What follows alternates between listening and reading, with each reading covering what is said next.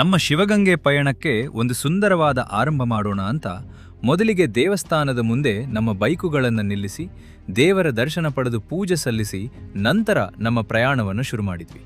ಶಿವಗಂಗೆ ಕಡೆಗೆ ಹೋಗುವ ಹೈವೇ ರಸ್ತೆಯಲ್ಲಿ ನಮ್ಮ ಬೈಕ್ಗಳ ಪಯಣ ಸಾಗ್ತಿತ್ತು. ರಸ್ತೆಯಂತೂ ತುಂಬಾನೇ ಚೆನ್ನಾಗಿತ್ತು. ಸುತ್ತಮುತ್ತಲಿನ ವಾತಾವರಣ ಕೂಡ ಅಷ್ಟೇ ಅದ್ಭುತವಾಗಿತ್ತು. ಬೈಕ್ ರೈಡ್ ಮಾಡ್ತಾ ಆ ತಂಪಾದ ಗಾಳಿಯನ್ನ ಅನುಭವಿಸ್ತಾ ಪ್ರಕೃತಿಯ ಸೌಂದರ್ಯವನ್ನ ನೋಡ್ತಾ ಶಿವಗಂಗೆ ಕಡೆಗೆ ನಮ್ಮ ಪಯಣ ಮುಂದುವರಿಯಿತು. ಕೊನೆಗೂ ನಾವು ಶಿವಗಂಗೆ ತಲುಪಿದ್ವಿ. ಅಲ್ಲಿಂದ ನಮ್ಮ ನಿಜವಾದ ಅಡ್ವೆಂಚರ್ ಶುರು. ಮೊದಲಿಗೆ ಟ್ರಕ್ಕಿಂಗ್ ಶುರು ಮಾಡಿದಾಗ ಇದು ತುಂಬಾ ಈಸಿ ಇರುತ್ತೆ, ಆರಾಮಾಗಿ ಮೇಲಕ್ಕೆ ಹೋಗ್ಬೋದು ಅಂತ ಅಂದುಕೊಂಡಿದ್ವಿ. ಆದ್ರೆ ಹೋಗ್ತಾ ಹೋಗ್ತಾ ಪರಿಸ್ಥಿತಿ ಬದಲಾಗ್ತಾ ಹೋಯಿತು. ಟ್ರಕ್ಕಿಂಗ್ ನಿಧಾನವಾಗಿ ಕಷ್ಟವಾಗೋಕೆ ಶುರುವಾಯಿತು. ಸುತ್ತಲೂ ಮೋಡ ಕವಿದ ವಾತಾವರಣ, ತಂಪಾದ ಮಂಜು, ಸ್ವಚ್ಛವಾದ ಗಾಳಿ. ಪ್ರಕೃತಿಯ ಮಧ್ಯದಲ್ಲಿ ನಾವು ಹೆಜ್ಜೆ ಹಾಕ್ತಾ ಹೋಗ್ತಿದ್ದಾಗ ಆ ಅನುಭವವೇ ನಮ್ಮನ್ನು ಬೇರೆ ಲೋಕಕ್ಕೆ ಕರೆದುಕೊಂಡು ಹೋದ ಹಾಗೆ ಅನ್ನಿಸ್ತಿತ್ತು. ದಾರಿಯುದ್ದಕ್ಕೂ ಕಾಣುತ್ತಿದ್ದ ಬೃಹತ್ ಬಂಡೆಕಲ್ಲುಗಳು, ಸುತ್ತಲೂ ಕೇಳಿಸುತ್ತಿದ್ದ ಪಕ್ಷಿಗಳ ಚಿಲಿಪಿಲಿ ಸದ್ದು, ತಂಪಾದ ಗಾಳಿ ಇವೆಲ್ಲವೂ ಸೇರಿ ಈ ಟ್ರಕ್ಕಿಂಗ್ ಅನ್ನು ಇನ್ನಷ್ಟು ವಿಶೇಷವಾಗಿಸಿತ್ತು. ಆ ದೊಡ್ಡ ದೊಡ್ಡ ಬಂಡೆಕಲ್ಲುಗಳ ಮಧ್ಯೆ ಬೆಟ್ಟದ ಕೆಳಭಾಗದಲ್ಲಿ ಟ್ರಕ್ಕಿಂಗ್ ಮಾಡಿಕೊಂಡು ಹೋಗೋದೇ ಒಂದು ರೀತಿಯ ಸಾಹಸವಾಗಿತ್ತು.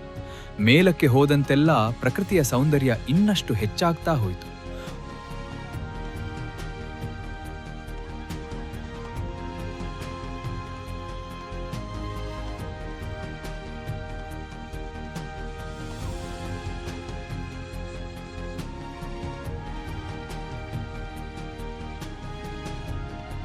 ಒಂದು ಹಂತದಲ್ಲಿ ಸುಂದರವಾದ ಶಿವಪಾರ್ವತಿ ವಿಗ್ರಹ ಕಣ್ಣಿಗೆ ಬಿತ್ತು.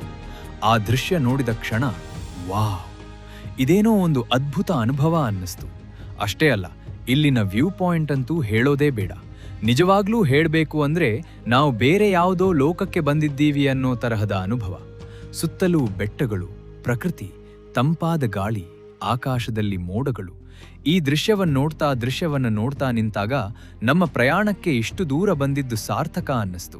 ನಾವಂತೂ ಸಖತ್ ಎಂಜಾಯ್ ಮಾಡಿಕೊಂಡು ಪ್ರತಿಯೊಂದು ಕ್ಷಣವನ್ನು ಫೀಲ್ ಮಾಡಿಕೊಂಡು ಮುಂದೆ ಸಾಗ್ತಾ ಇದ್ವಿ. ಆದ್ರೆ ಗಾಯ್ಸ್, ಈ ಟ್ರಕ್ಕಿಂಗ್ ಅಷ್ಟು ಸುಲಭ ಅಂತ ಮಾತ್ರ ಅಂದ್ಕೊಳ್ಬೇಡಿ. ಇಲ್ಲಿನ ಕೆಲವು ಕಡೆಗಳಲ್ಲಿ ತುಂಬಾನೇ ಕಡಿದಾದ ಮೆಟ್ಲುಗಳಿವೆ. ಅಲ್ಲಿ ಒಂದು ಸಣ್ಣ ಯಾಮಾರಿಕೆಯಾದ್ರೂ ಸಾಕು, ಕೆಳಗಡೆ ನೋಡಿದಾಗ್ಲೇ ಎದೆ ಝಲ್ ಅನ್ಸುತ್ತೆ.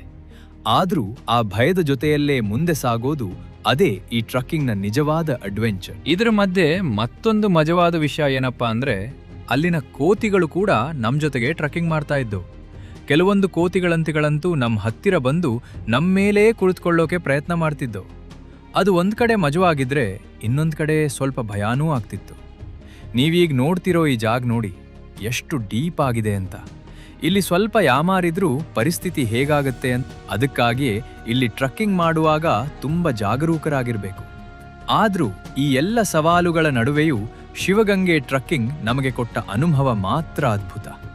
ಮೇಲಕ್ಕೆ ಹೋದಂತೆಲ್ಲ ಇನ್ನಷ್ಟು ಸುಂದರವಾದ ದೃಶ್ಯಗಳು ನಮ್ಮನ್ನು ಸ್ವಾಗತಿಸ್ತಿದ್ದವು. ಇನ್ನೊಂದು ವಿಶೇಷ ಅಂದ್ರೆ ಏಕಶಿಲಾ ಬೆಟ್ಟದ ಮೇಲೆ ಇರುವ ಆ ಸುಂದರವಾದ ನಂದಿ ವಿಗ್ರಹ. ಆ ಜಾಗಕ್ಕೆ ಹೋದಾಗ ನಿಜವಾಗ್ಲೂ ಗುಂಡಿಗೆ ಕೈಯಲ್ಲಿರಬೇಕು ಅನ್ನೋ ತರದ ಅನುಭವ. ಕೆಳಗಡೆ ನೋಡಿದ್ರೆ ಆಳವಾದ ಪ್ರದೇಶ, ಮೇಲೆ ನೋಡಿದ್ರೆ ನಂದಿಯ ಅದ್ಭುತ ರೂಪ. ಅಲ್ಲಿಂದ ಕಾಣುವ ವ್ಯೂ ಅಂತೂ ಮಸ್ತ್.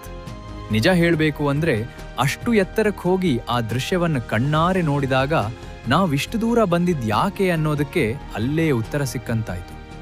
ಮೇಲೆ ಹೋದಂತೆಲ್ಲ ಪ್ರಕೃತಿ ಇನ್ನಷ್ಟು ಸುಂದರವಾಗ್ತಾ ಹೋಯ್ತು. ಆ ದಿನ ಮೋಡ ಜಾಸ್ತಿ ಇರಲಿಲ್ಲ. ಹಾಗಾಗಿ ನಮಗೆ ಸುತ್ತಮುತ್ತಲಿನ ಬೆಟ್ಟಗಳು ಮತ್ತು ದೂರದ ಪ್ರದೇಶಗಳ ವ್ಯೂ ತುಂಬಾ ಕ್ಲಿಯರ್ ಆಗಿ ಕಾಣಿಸ್ತಿತ್ತು. ತಂಪಾದ ಗಾಳಿ, ಸುಂದರವಾದ ಬೆಟ್ಟಗಳು, ಮೋಡಗಳಿಂದ ತುಂಬಿದ ಆಕಾಶ ಮತ್ತು ನಮ್ಮ ಮುಂದೆ ಕಾಣುತ್ತಿದ್ದ ಅದ್ಭುತವಾದ ಪ್ರಕೃತಿ, ಇವೆಲ್ಲವನ್ನೂ ಒಂದೇ ಜಾಗದಲ್ಲಿ ನೋಡಿದಾಗ ಆ ಕ್ಷಣವನ್ನು ಪದಗಳಲ್ಲಿ ಹೇಳೋಕೆ ನಿಜವಾಗ್ಲೂ ಸಾಧ್ಯವಿಲ್ಲ. ಒಟ್ನಲ್ಲಿ ಹೇಳಬೇಕು ಅಂದ್ರೆ ಶಿವಗಂಗೆ ಟ್ರಕ್ಕಿಂಗ್ ನಮ್ಮ ಪಾಲಿಗೆ ಒಂದು ಸಾಮಾನ್ಯ ಟ್ರಕ್ಕಿಂಗ್ ಆಗಿರಲಿಲ್ಲ. ಇದು ಅಡ್ವೆಂಚರ್ ಕೂಡ ಹೌದು, ಪ್ರಕೃತಿಯ ಅನುಭವ ಕೂಡ ಹೌದು, ಮತ್ತು ಜೀವನದಲ್ಲಿ ಮರೆಯಲಾಗದ ಒಂದು ಸುಂದರವಾದ ಪಯಣ ಕೂಡ ಹೌದು. ಈ ಪಯಣದಲ್ಲಿ ನಾವು ಕಂಡ ಪ್ರತಿಯೊಂದು ದೃಶ್ಯ, ಅನುಭವಿಸಿದ ಪ್ರತಿಯೊಂದು ಕ್ಷಣ ನಮ್ಮ ನೆನಪಿನಲ್ಲಿ ಯಾವಾಗ್ಲೂ ಉಳಿದುಕೊಳ್ಳುತ್ತೆ. ಹಾಗಾದ್ರೆ ಗಾಯ್ಸ್, ನಮ್ಮ ಶಿವಗಂಗೆ ಟ್ರಕ್ಕಿಂಗ್ ಹೇಗಿತ್ತು ಅನ್ನೋದನ್ನ ನೀವು ಈ ವಿಡಿಯೋದಲ್ಲಿ ಸಂಪೂರ್ಣವಾಗಿ ನೋಡಿ ಅನುಭವಿಸಿ.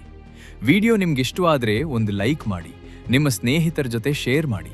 ಇಂತಹ ಮತ್ತಷ್ಟು ಟ್ರಾವೆಲ್ ಮತ್ತು ಅಡ್ವೆಂಚರ್ ವಿಡಿಯೋಗಳಿಗಾಗಿ ನಮ್ಮ ಚಾನೆಲ್ ಅನ್ನು ಸಬ್ಸ್ಕ್ರೈಬ್ ಮಾಡೋದನ್ನ ಮರಿಬೇಡಿ. ಮತ್ತೊಂದು ಸುಂದರವಾದ ಪಯಣದಲ್ಲಿ ಮತ್ತೆ ಸಿಗೋಣ. Until then, keep travelling, keep exploring. ಮೋಡದ ಒಳಗೆ ಹನಿಗಳ ಬಳಗ, ಒಂಟಿ ಕಾಲಲ್ಲಿ ಕಾದು ನಿಂತಿದೆ ಭೂಮಿಗೆ ಬರಲು.